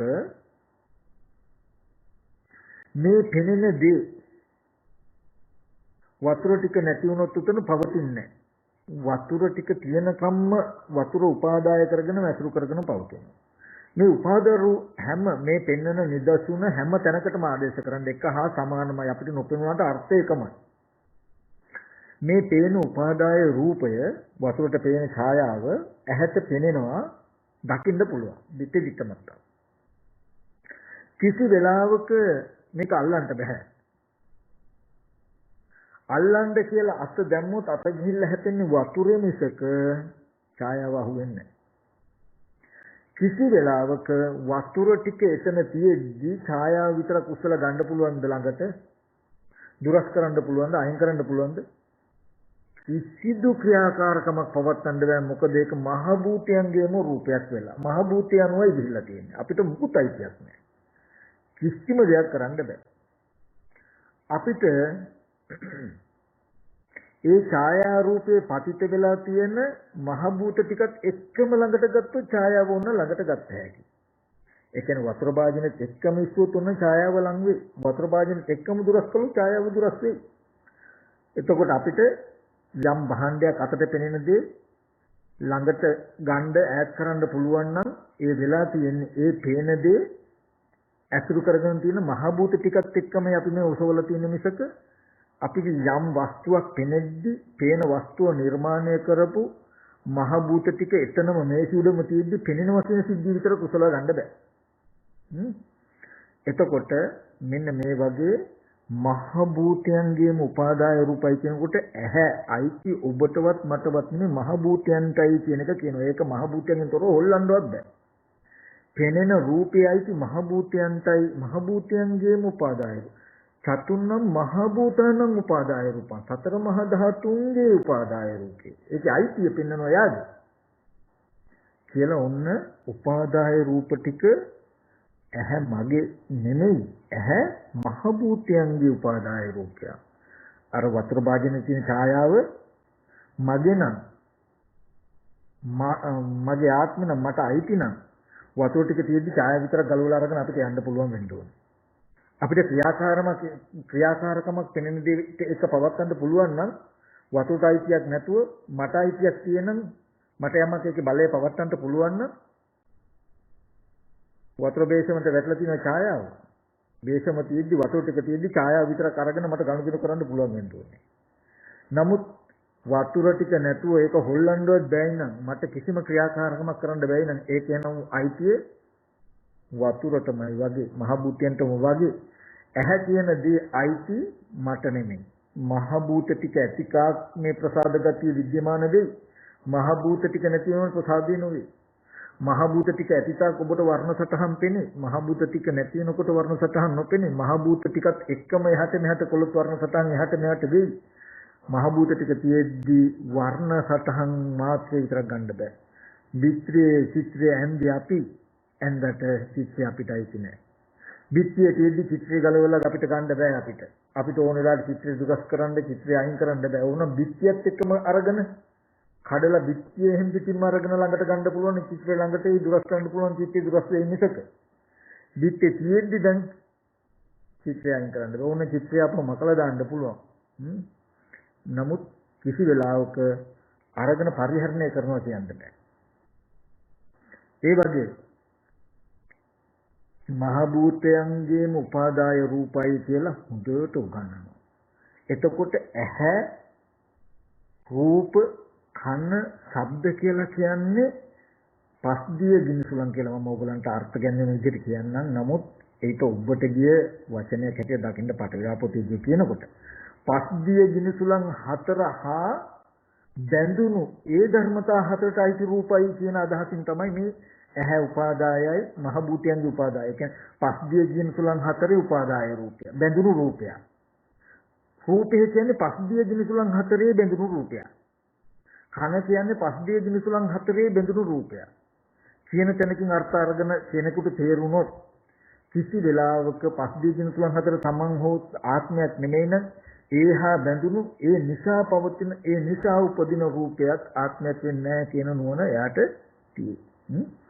එතකොට මෙන්න මේ විදිහට රූපස්කන්ධය කියන්නේ මොකක්ද කිව්වා 11 පොලක පෙන්නවා 11 පොලක තියෙන ඒ කැටිකල්ල රූපස්කන්ධය කියන ටික තමයි රූපස්කන්ධය කියන ටික තමයි ඒ ටිකේ අර්ථය සතර මහා ධාතු සහ උපාදාය රූපයි කියලා. සතර මහා ධාතු කියේ මොකද්ද? පටිඝාපෝ තේජෝ වායු. පටිඝාපෝ තේජෝ වායු කියන්නේ මොකද්ද කියලා ඒකේ ගුණාත්මක ලක්ෂණ දක්වාම පෙන්නලා උපාදාය රූපයි කියන්නේ කියලා හොඳට විස්තර කළා. ඔන්න ඔය ටික විස්තර කළා ඊට පස්සේ ඒකේ තවත් පෙන්නවා ඖදාරික සුකුම කියලා. සුකුම කියලා කියන්නේ ඉස්තේන්ද්‍රිය පුරුෂේන්ද්‍රිය ජීවිතේන්ද්‍රිය කියන රූප. අපි නිකමට ගත්තොත් ඕගලන්ට මම මතක් කළොත් ඕගලන්ගේ මේ ශරීරය අපේ ඇඟිලි නමන්න දිගහරින්න පුළුවන්, අතපය හකුලවන්න දිගහරින්න පුළුවන්. ඔකට කියනවා කාය කම්මඤ්ඤතා කියලා. කාය කම්මඤ්ඤතාවය. මේ කායේ හකුලවන්න දිගහරින්න පුළුවන් කාය කම්මඤ්ඤතාවයේ තියෙන්නේ හිත තියෙනකම් විතරයි. හිත තියෙන්නේ. හැබැයි හිත නිසා, හිතේ තියෙන සිතුවිලි නිසා කයින් ප්‍රකට වෙන ගතියක්. බැරි වෙලා විඥානේ නිරුද්ධ වුණොත් මේක දර කොටක් වගේ දර දඬු වෙනවා. ඒකට බලන්න මේ අතපය හකුලවන්න දිගහරින්න පුළුවන් කියන හකුලවන්න දිගහරින්න පුළුවන් මොකද රූපයක්. අතපය, ඇඟ, ශරීරය. හැබැයි ඒ බඳු රූපයේ නිබඳු රූපයක් උනේ හිත නිසා. ඒකයි ධම්මායතනේ පරියාපන්න රූප. ඒකේ ධම්මායතනේ හිත නැති වුණු සිතුවිලි නැති වුණු මේ ගතිය නැති වෙනවා. එතකොට මේ රූප ස්වභාවය හිත ඇතිකම හිත නැතිකම නුවණින් දැක යුතු මිසක කෙලින්ම රූපයක් ඇතුළත පේන්නේ නැහැ. නුවණින් දකින්න දෙන්නේ. එන්නේ ඒ බඳු රූප වලට සුකුමයි කියනවා. ඊට පස්සේ දැන් මෝදිකා රූපේ අපි ශරීරය අත ගන්නකොට හරිය සිනිඳුයි මුදුයි දුදු මොලොක්කමක් තියෙනවා. විඥානේ නිරුද්ධ වුණොත් රළු ගල් ගෙඩියක් වගේ කරකස වෙනවා. ඒකට හිත නිසා මේ මට සිලුටුකම තියෙන්නේ. අන්න ඒ වගේ අර්ථයෙන් තමයි මේ සියුම් රූප ටික තියෙන්නේ. මෙන්න මේ හිතේ පවතින ගති ටික නිසා රූපේ හිත නිසා රූපේ යම් යම් වෙනස්කම් කරලා තියෙනවා. ඒකයි ඔය සියුම් රූප ටික හඳුනා නොගත්ත කමත් අපි රැවටෙන්න රූපී ආත්මයක් විදිහට හිතන්න තව උදව් වෙලා. මේ ස්ත්‍රියෙක් මේ පුරුෂයෙක් මෙයාගේ අතපය හරිය සිනිඳුයි මුදුයි මොලොක් කියලා අපි උපාදාය රූප ටිකේ අවබෝධ නැතිකම නිසා පුද්ගල භාවයකින් රැවටෙනවා. මේ වගේ සුකුම රූප ටික ඉගෙන ගත්තාම කෙනෙක්ගේ මුදුකම නෙමෙයි මේ ධම්මායතනේ පරියාපන්න මුදිතා රූපය නේද? අරය අතපය හකුලනොත් දිගහරනව නෙමෙයි. මේ කාය කම්මඤ්ඤතා රූපය නේද? මේ කයින් එහාට යනවා මෙහාට යනවා නෙමෙයි කාය කම්මඤ්ඤතා රූපය නේද? එතකොට කෙනෙක් වචන කතා කරනවා නෙමෙයි මේ වාචික විඤ්ඤාති රූපය නේද? එතකොට ඒ විදිහට අපිට මේ සිවුම් රූප ටිකත් හම්බුනහම හොඳට ඉගෙන ගත්තාම මේක සුකුම රූප. ඊට පස්සේ මේ 11 පොළේම තියෙන මෙන්න මේ මහ භූත සහ උපාදාය රූප කියන ටික හොඳට පෙන්වුවාට පස්සේ පෙන්නලා බුදුරජාණන් වහන්සේ දේශනා කරන මේ සියලුම රූප ටික හැදෙන්නේ කන බොන ආහාරය නිසා. දැන් හරි රූපය කෙනෙක් නෙවෙයි සතර මහා පස්දිය දිනසුලන් හතර තමයි. ඒ නිසා අසුරු කරගෙන පවතින රූප ටික ඇහැ කන දිවනාසය හරි ඒකත් මගින මේකත් ඇයි සතර මහා ධාතුත්ම. හැබැයි මෙබඳු රූපය හැදුවේ ආත්මිකින් කියලා හිතෙන්න පුළුවන් කෙනෙකුට.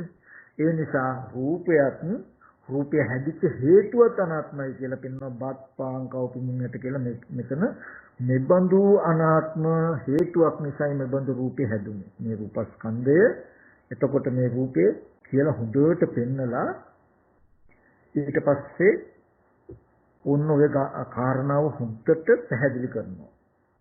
ආර්යයන් වහන්සේලා දැක්කහම, දකින්න ගියාම, සත්පුරුෂයෝ දැක්කහම, දකින්න ගියාම ඔය විදිහට අහන්න ලැබෙනවා. දැන් මෙයා ටික ටික ශ්‍රුතවත් වෙනවා. අශ්‍රුතවත් කතාව නෑ ශ්‍රුතවත් වෙනවා. දැන් අහනවා. ඊට පස්සේ අහලා දැන් මෙයා අහපු දෙයට නෝ හිතනවා. ඒකෙන් සත්පුරුෂ ධර්මයේ දක්ෂයෙක් වෙන්න හදනවා. ආර්ය ධර්මයේ දක්ෂයෙක් වෙන්න හදනවා. ඒ කියන්නේ තද කාර්කස රළු ස්වභාවයේ තියෙන තැනක පටිවි ධාතු නම් කෙස්ලොම් නියද සම්මස්නහර කියන මේ කොටස් 20ම පටිවි ධාතුටයි තියෙන්නේ. ඒ කියන්නේ ඒක හරියට පස් වලින් හැදුණු කොටස් වගේ නෙමෙයි ඇත්ත ඒක. පස් ටිකකට පස් කිව්වත් කෙස්ලොම් නියද ටිකට මම කිව්වොත් මම පස් ටිකේ තව පැත්තකට පස් කියලා පස් ටිකේ තව පැත්තකට මම කියලා නේද? මම පටිවිය කිව්වට පටිවිය මඤ්ඤණා කරන කෙනෙක් නේද කියලා අර මූලපරියාය සූත්‍රයේ තියෙන්නේ.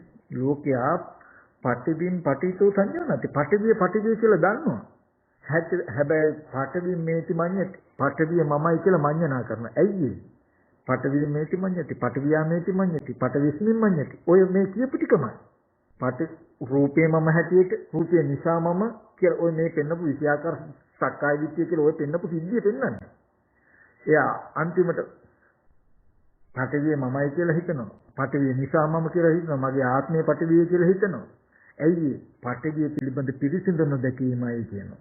පටිවිය කියලා කිව්වට පස් කියලා කිව්වට පස් වලට පස් කියලා කිව්වට ඒ පටිවියම කෙස්ලොම් නේද සම්මස් කියලා මේ වගේ සිවුම්වත් තියෙන්න පුළුවන් නේද කියන නුවණ යට නැහැ. නුවණ නැහැ. ඒ නිසා ඔන්න මෙයා හොඳට රූපය මේ විදිහට පෙන්වුවට පස්සේ සතර මහා ධාතුව කියන එක ගැන හොඳට හිතන ආධ්‍යාත්මික කොටස් ටිකට සමාන කරලා. පිච්චෙන් තරව කියලා තියෙනනම් අනේ මේ හින මේක ජලයේ නේද ආපෝ ධාතුනේ කියලා හොඳට සමාන කරලා හිතලා දක්ෂයෙක් වෙනවා. එහෙම හිතලා ඊට පස්සේ එයාට සත්‍ය පුද්ගලික ආත්මයක් කියලා මෙච්චර කාලයක් දැකපු හැම රූපයක්ම ආධ්‍යාත්මික බාහිර හැම රූපයක්ම එදා ඉඳන් සත්පුරුෂයන්ගේ මේ සද්ධර්මය අහපු වෙලේ ඉඳලා සද්ධර්මයේ හිතලා දක්ෂයෙක් වෙච්ච වෙලේ ඉඳලා වෙනද විදිහට රූපී ආත්මයක් හෝ රූපී ආත්මයට හිත එකක් කියන ගතිය හිතින්ද නොදෙන විදිහට අන්න රූපස්කන්ධය හොඳට නුවණින් පෙන්වනවා. මෙහෙම පෙන්වන්න මොකද වෙන්නේ? රූපී ආත්මවත් විදිහට හෝ රූපී ආත්මවත් එකක් විදිහට හෝ රූපී ආත්ම හිත විදිහට හෝ රූපේ කෙරෙහි ආත්මයක් තියෙනවා කියන අදහසක්වත් එයාට එන්නේ නැහැ. ඒ බඳු හැඟීමක්වත් උපදින්නේ නැහැ. මොකද එච්චර රූපය ගැන දන්නවා. ඒ බඳු විදිහේ රූපය ඇතිවෙච්ච හේතු ටිකක් දන්නවා. ඒ දන්න නිසා එයා හැම වෙලේම රූපය කියන්නේ මෙහෙම එකක් නේද තියෙන්නේ කියලා මෙනෙහි කරන්න ආධ්‍යාත්මික බාහිර ඇස් ඉදිරි පිටට රූපයක් හම්බ වුණාම මේ රූපෙත් මහ භූත සහ උපාදාය රූපයි නේද? හොඳට අර්ථ දක්වලා තියෙනවා. ඒ ඇහක් තියෙනවා නම් ඒ කෙනෙක්ගේ හැනෙම එතන තියෙන මහ භූත ටික අසුරු කරගන්න නේද? ඒ රූපයක් තියෙනවා නම් ඒ රූපය පේන රූපය මගේවත් තව කෙනෙක්වත් නෙමෙයි. එතන තියෙන පඨවි ධාතුව මහ භූත ටික අසුරු කරගෙන පවතින රූපයක් නේද? ඒ රූපේ එතන තියෙන ධාතුවට අයිති එකක් නේද? පේන ඡායාව වතුරට අයිති එකක් මිසක මට අයිති එකක් නෙමෙයි. ඒ විදිහට හිතන්න එහෙම හිතනකොට මොකද වෙන්නේ? ඔන්න බුද්ධ ආදී ආර්යයන් වහන්සේලා සත්පුරුෂයෙක් දැක්කහම සද්ධර්මය අහන්න ලැබුණා. අහන්න ලැබුණාම සුතවත් වුණාම සත්පුරුෂ ධර්මයේ දක්ෂ වුණා. එයා හොඳට ස්කන්ධයන්ගේ දක්ෂයි. ස්කන්ධ කියන අර්ථය ගැන හොඳට දක්ෂයි. ඒ ස්කන්ධයන්ගේ ස්කන්ධ අර්ථයේ දක්ෂ වුණාම එයා ටික හික්මුණා. මොකේද? ලෝකයේ ආත්ම විදිහට බලන රූපයේ තියෙන තැනක ආත්මයක් නෙමෙයි. මෙන්න මේ වගේ ස්කන්ධයක පැවැත්මක් තියෙන හේතු ප්‍රත්‍යය කියන නුවණාව. දැන් ඒ නුවණ නැවත භාවිතා කරනවා යා. ඒ ඉගෙනගත්ත නුවණ භාවිතා කරනකොට සුතවත් ආර්ය ශ්‍රාවකයාට රූපී ආත්මවත් විදිහට හෝ ආත්මයට හිත විදිහට හිතෙන්නේ හිතන්නේත් නැහැ. හිතපු හිතෙන පුරුද්දක් තියෙන ඒක ගෙවා ගන්න නිතරම උත්සාහවත් වෙනවා. සත්පුරුෂ ධර්මයේ ආර්ය ධර්මයේ හික්මනවා මෙයා. ටික උත්සාහවත් වෙනවා. අන්න ඒ විදිහට හික්මනකොට වෙන්නේ මොකද්ද ප්‍රතිඵලය? මම වෙමි කියන හැඟීම ටික ගෙවීමට යනවා. මම වෙමි කියන හැඟීම ගෙවෙනකොට මොකද වෙන්නේ? මම කියන හැඟීම මේ පංචේන්ද්‍රයන්ට බැස ගැනීම නතර වෙනවා. ටික අඩු වෙනවා. මම කියන හැඟීම පංචේන්ද්‍රයට බැස ගැනීම අඩු වෙනකොට ඇහැ කන දිවනාසය ශරීරයේ කියන ආයතන ටික නිතරම ඇතිකමට හම් වෙන ගතිය තමයි ටික ගෙවෙන්නේ. ඒ බඳු කෙනාට ස්පර්ශ වෙනකොට ඒ ස්පර්ශයේ අවිද්‍යා ධාතුවයි අඩු වෙන්නේ. මේ මම වෙමි කියන ගතියයි අඩු වෙන්නේ අර විදිහට බලනකොට. යම් කලක සුතවත් ආර්ය ශ්‍රාවකයට මේ ඇහැ කන දිවනාසය ශරීරය කියන පංචේන්ද්‍රිය සියෙද්දිම අස්මිමානයේ සම්පූර්ණයෙන්ම නැති වුණාද? මම වෙමි කියන හැඟීම මම වෙමි කියන හැඟීම සම්පූර්ණයෙන්ම නැති වෙන දවසක් එනවා. මේ විදිහට ඉස්සලා දිට්ඨිය දුරු කරන්න රූපය බැලුවට පස්සේ සංයෝජන ටික ඇති වෙනවා. සංයෝජන ටික දුරු වෙනකොට ওই විදිහට රූපය ගැන බලනකොට මේ පංචේන්ද්‍රිය සියෙද්දීම එයාට පංචේන්ද්‍රිය මම වෙමි කියන හැඟීම සම්පූර්ණයෙන්ම නැති වෙනවා. ඒ කියන්නේ මම වෙමි කියන හැඟීම් සහගත විඥානය මේ කයට බැහැ නැති වෙනවා කියන එකයි.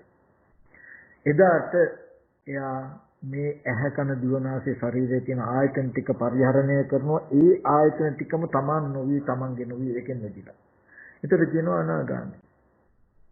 අනාගාමී කියලා. එතකොට මෙන්න මේ ස්කන්ධ අවබෝධය ඔබට ලැබෙන්න ඕනේ. එතකොට මේ සූත්‍රයේ අනුසාරයෙන් මට ඔබට කියලා දෙන්න පුළුවන් උනේ අද ඔබට හිතෙන මේ මමයි කියලා නිකන් මේ මමයි කියන තැනකින් දුක් විඳින ජීවත් වෙන ඔබව නිර්මාණය වෙච්ච ආකාරය බුදුරජාණන් වහන්සේ පෙන්වන්නේ. සත්පුරුෂ අසුර නැති නිසා සද්ධර්මය අහන්න නොලැබුණු කමින් ආත්ම විදියට හිතලා තණ්හාමාන කියන කෙලෙස් ටිකක් ඇති කරන්නේ ඒ කෙලෙස් ටික මේ ස්කන්ධ ටික බදාගත්ත එකටයි මේ දුක නැත්නම් මේ විදියට උනේ කියන කාරණාව පෙන්නලා සත්පුරුෂය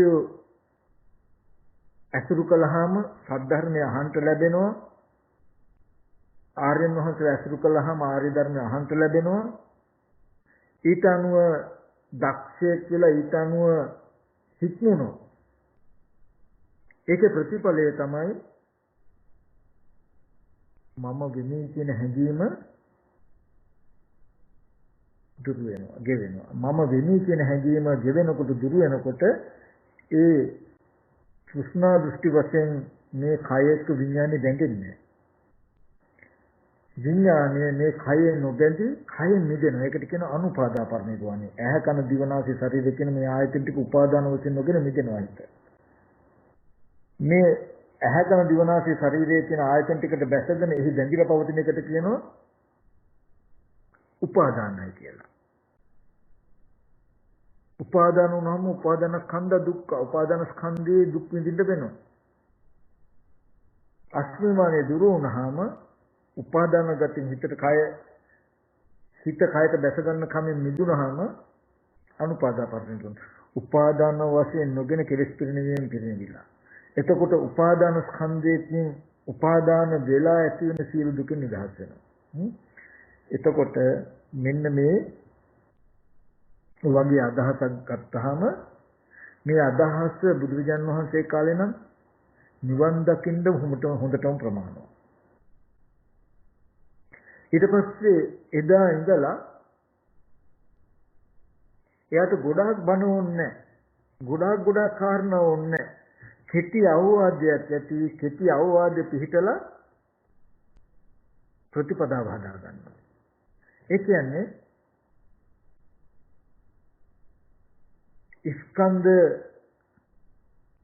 ස්කන්ධයන්ගේ අර්ථය ඉගෙනුවට පස්සේ ඉගෙනගත්තට පස්සේ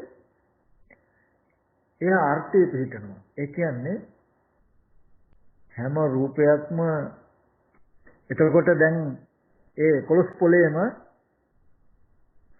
යම් රූපයක් හම් වෙන ඔබට නිවන් දකින්න භාවනා කියලා ගොඩාක් දේ ඕනේ. දැන් මේ කාලෙදි ඔබට නිවන පිණිස පවතින කමඨහනකුයි මේකෙන් ලැබුණේ. ඔබට මුකුත් ජීවමාන බුදුරජාණන් වහන්සේ වැඩ සිටිය වගේ බුදුරජාණන් වහන්සේගේ පණිවිඩය තියෙයි.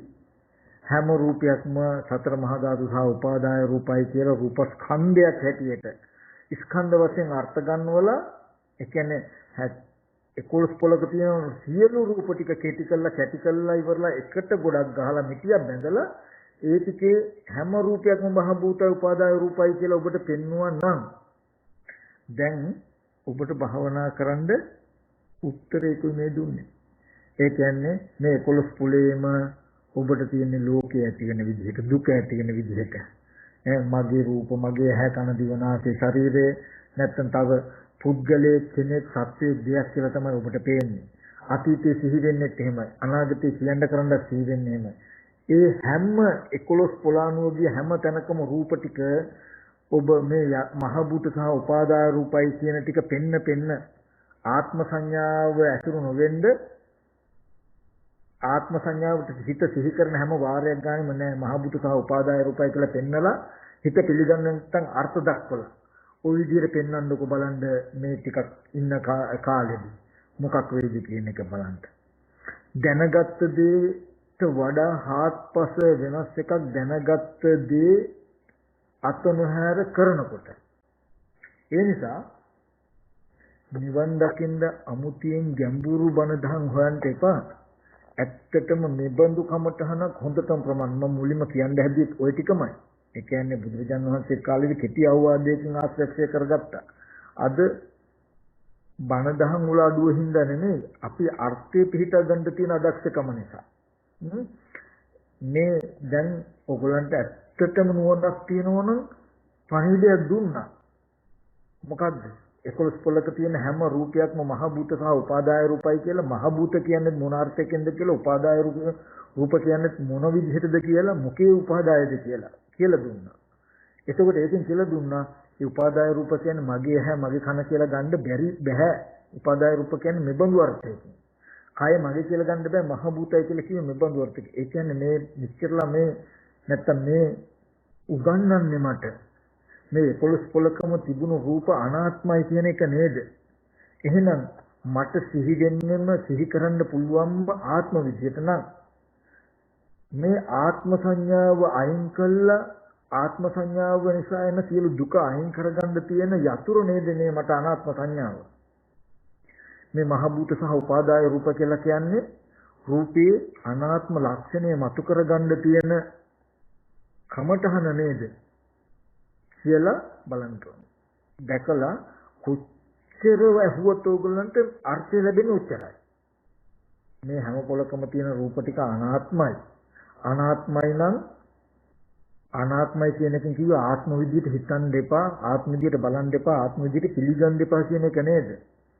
මම මෙච්චර බණ ඇහුවත් අහපු එක පැත්තකින් තියලා තව පුද්ගලයෝ ගැනම සත්‍යය ගැනම ආත්ම විදිහට මම හිතා හිටියෝ. මම ආත්ම විදිහට හිතන හින්දාම ආත්ම සංඥාව මන් තුල තියෙයි. අනාත්මේ මට අවබෝධ නොවේ. අනාත්මයට ළඟ වෙන්නේ ආත්ම සංඥාවෙම තියෙයි. මොකද කොච්චර රූපය අනාත්ම වුණත් මම අරමුණු කරන්නේ ආත්ම විදිහට නම් කෙනෙක් කියලා න ะ. කෙනෙක් කියලා හිතන්න මට කෙනෙක්වම සිහි වෙයි, කෙනෙක්වම පෙනේ, කෙනෙක් එක්ක තියෙන සංයෝජන ටික තියෙයි. ඒ නිසා දුකද තියෙයි. මට කෙනෙක් පුද්ගලයෙක් කියන ආත්ම සංඥාව සිහිකත් කරගන්න බැරි වෙන්නේ ඒ නිසා තියෙන දුක ගෙවා ගන්න යතුරක් දුන්නා වගේ නේද මේ අනාත්මය උගන්වපු එක. බුදුරජාණන් වහන්සේ මේ දුක නැති වෙන හැටි කියලා දෙන්න පහළ වුණා ලෝකේ කියලා කියන්නේ මේ වගේ අනාත්ම සංඥාව භාවිතා කරන හැටි ඉගෙනුව නේද කියලා අර්ථ ගන්නෙ නැති ඇයි. අර්ථ ගන්න. අරගෙන පැත්තකටලා ඉන්නකොට අතීතේ තමන් කටයුතු කළ පුද්ගලයෝ යාළුවෝ නෑදෑයෝ කියලා හිත සිහි කරන ගානේ නෑ අතීතය අනුව යම්තා රූප තිබුණා හැම රූපම මහ භූත සහ උපාදාය රූපයි කියලා තථාගතයන් වහන්සේ පෙන්වනවා නම් ඒක එහෙමමයි වරදින්න බෑ කියන තැනක හුද්දට පය ගහලා පිළිකන්න. පිළිතලා නෑ මට ඒ රූපය ආත්ම විදියට සිහි කළාට ඒ රූපයේ යථාර්ථය අනාත්මයි නේද කියන හුද්දට සතර මහා ධාතු සහ උපාදාය රූප බව අනාත්ම බව හොඳට විවර කරලා පෙන්නන්න. අර දැන් මම කිව්වා වගේ නෙමෙයි ඊටත් එහා. අනාගතේ මම අහවලා ඉන්න දිහට යන්න ඕනේ. නංගිලා ගෙදරට යන්න ඕනේ. යාළුවා ගාවට යන්න ඕනේ කියලා හිතනකොටම වෙනද වගේ එහෙම හිතලා පුද්ගලෙක් ගාවටම යනවා පුද්ගලෙක් නෙන්න එතෙන්ට යනවා කියන තැනකින් තියන්නේ නැතුව. යාළුවා ගාවට යන්න ඕනේ. නංගි ගාවට යන්න ඕනේ. මල්ලි ගාවට යන්න ඕනේ කියලා හිතනකොටම නංගි මල්ලි යාළුවා කියලා හිතන තැනක නෑ මම ගිහිල්ලා හම්බ වෙනවා කියන තැනකද තියෙන ඒ රූප වල යථාර්ථය මෙහෙමයි නේද කියලා බලන්න. දැන් කෙනෙක්ව සිහි වෙනකොට මෙහෙම ඉඳගෙන ඔබට කාව හරි සිහි වෙනකොට සිහි වෙන රූපය බලන්න. ඇහැට පෙනෙනකොට පෙනෙන දේ එක්ක පුද්ගල භාවයෙන් හිතන්න ගනුදෙනු කරන්න ඉස්සෙල්ලා හිතද්දි ගනුදෙනු කරද්දි යටින් නුවණින් මේ රූපය අනාත්ම ධර්මතාවයක් නේද තියෙන්නේ කියලා නුවණින් බලන්න. සද්දයක් ඇහෙනකොටම ඇහෙන සද්දේ අනාත්ම ගතිය ඉබේම තියෙන ඇහෙන සද්දයත් එක්ක කෙනෙක්ගේ සද්දයක් කියලා කෙනෙක්ව සිහි වෙනකොට සද්දේ අතහැරලා සද්දයක් ආපු කෙනා කියන තැන අනාත්ම හැටියට බලන්න. එතකොට සද්දේ අනාත්මයේ ඉබේම කෙනෙක් ජීවිල දුන්නු කැම ටික රසයි කියලා හිතනකොට රසට විල දුන්නු කෙනාව අල්ලගන්න. එතන කෙනා කියන ටික අයින් වෙන්න බලන්න. ඇඟට ස්පර්ශ වෙන කෙනෙක්ව ස්පර්ශ වෙනකොට ස්පර්ශයට කෙනෙක්ව අහුවෙච්ච තැන කෙනාව අල්ලගන්න. එතන අනාත්මයි කියලා බලන්න. එතකොට ස්පර්ශය අනාත්ම වෙයි. ඒ විදිහට මේ ස්පර්ශ ආයතන 6ට කුමන හෝ අරමුණක් නිසා පුද්ගලයෙක්ව සත්‍යයක හම්බ වෙනවා නම් හම්බ වෙන හැම තැනකම සිහියෙන් ඉඳලා අනාත්ම සංඥාව භාවිත කරන මහ භූත සහ උපාදාය රූප බව පෙන්වන්න. එහෙම පෙන්න හොඳට සත්‍ය නිමිත්තෙන් හිත වඩනවා. සත්‍ය නිමිති තියාගෙන ආනාපාන සතිය වඩනවා. සත්‍ය නිමිති තියාගෙන මෛත්‍රී භාවනාව හෝ කරනවා. කළා අර විදිහට රූප වල ආපහු ටිකක් හිතනවා. රූප වල ඇත්ත හිතනවා ආපහු සත්‍ය නිමිති තියාගෙන ආයෙත් වඩනවා. මේ විදිහට සාමාන්‍ය ජීවිතයේ එන තැන දක්වාම කෙනෙක් පුද්ගලයෙක් කියලා තොර තෝංචයක් නැතුව පුද්ගල භාවයෙන් හිතපු ශේෂ්ත්‍රය තුල ඒ හැම පුද්ගල භාවයක් තිබුණ දැනකම තියෙන අනාත්ම ලක්ෂණයක් කියන එක මෙනෙහි කරන්ඩ මේ දකින විදිහට මෙනෙහි කර කර අර්ථය අල්ලලා දෙන්න. බලන්න ටික දවසක් කරනකොට කොච්චර ලොකු අර්ථයකටපත් වේද කියලා. ඒ නිසා ඒ ටික තමයි අද දවසේදී මට කියලා දෙන්න වෙන්නේ. මේ වගේ බුදුරජාණන් වහන්සේ කාලෙකදී පොඩි අවවාදයක් හොඳටම ඇති අර්ථය පිටව ගන්නවා. අද දවසේදී අපිට අධිගමන ලැබෙන්න හේතුව වාසනාව නැතිකම නිසා නෙමෙයි වචනයක අර්ථ ගන්න තියෙන අසමර්ථකම නිසා කියලා. මේ වගේ අවවාදයක් දුන්නාම මේ අවවාදය තුලින් ක්ෂණිකව අපි අර්ථය පිළිතියම මේ කිව්වේ හැම රූපයක්ම මේ 11 කලකම් තියෙන හැම ධර්මතාවයක්ම අනාත්මයි කියන එකෙන් කිව්වේ ආත්ම විදියට හිතන්න එපා. ආත්ම විදියට පිළිගන්න එපා. ඒ හැම ආත්ම විදියට හිතන තාක් පිළිගන්න තාක් ආත්ම සංඥාව දුරු වෙන්නේත් නැහැ, අනාත්මයට ලං වෙන්නේත් නැහැ. ආත්ම සංඥාව නිසා එන දුක විඳින්න වෙනව නේද කියන උත්තරය නේද? මේ අනාත්ම සංඥාව ඉගෙනන්නේ මේ අනාත්ම විදිහට බලලා මේ ධාතු විදිහට බලලා ආත්ම සංඥාව අතහැරලා ඒ නිසා දුක ගෙවා ගන්න දුක නිරුද්ධ කරගන්න කියන එක නේද? එහෙනම් ප්‍රතිපදාවක් හැටියට අත නොහැර දුක නිරුද්ධ කරන ප්‍රතිපදාව. දුක් නැති කිරීම ප්‍රතිපදාවක් හැටියට මොකද්ද මේ ධාතු සංඥාව මම වහිතාකට යුතුයි නේද කියලා අර්ථ ගන්න. චතුරාර්ය සත්‍ය කෙලින්ම තියෙන්නේ. ඒ නිසා ඔය විදිහට හැමදෙනාම නුවණින් මෙනෙහි කරලා බලන්න කියලා මතක් කරනවා. හොඳයි එහෙනම් කල්පනා කරගන්නේ සියලු ආකාරයෙන් පහල කරගත්ත මේ සියලු කුසලයන් ලෝක්‍ය සම්බුද්ධ ශාසනයත් ඒ වගේම වාපසිලු ජනාවත ආරක්ෂා කරන්නව ශාසන මාමක සම්මා දිට්ඨි සිළු දෙවියෝ මේ පින් අනුමෝදන් වෙත්වා දෙවියන්ගේ දිවිසිරු වඩා වර්ධනය කරගන්න දිවිත් පතන බුද්ධිකින් උතුම් වෙන සංසිද්ධා කියලා අපි දෙවියන්ට පින් අනුමෝදන් කරමු. ඒ වගේම නමින්සේ කාල යාත්‍රා කළා වූ යම්තා ඥාති ගණ සමූහයක් සිටින මේ සිල් ඥාතින්ද මේ පින් අනුමෝදන් සුඛී සුවපත් වෙන සංසිද්ධා කියලා අපි පින් අනුමෝදන් කරනවා.